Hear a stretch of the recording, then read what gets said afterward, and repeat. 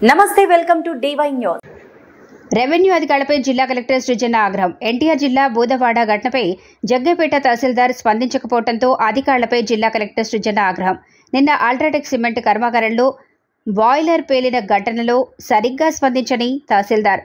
ఇసుక రవాణాపై ఉన్న శ్రద్ధ UltraTech cement ఘటనపై లేదంటూ ఆగ్రహం. నందిగామ ఆర్డీఓ రవీంద్రరావు సహా జగ్గయ్యపేట తహసీల్దార్, రెవెన్యూ అధికారులపై ఆగ్రహం వ్యక్తం చేసిన ఎన్టీఆర్ జిల్లా కలెక్టర్ సృజన.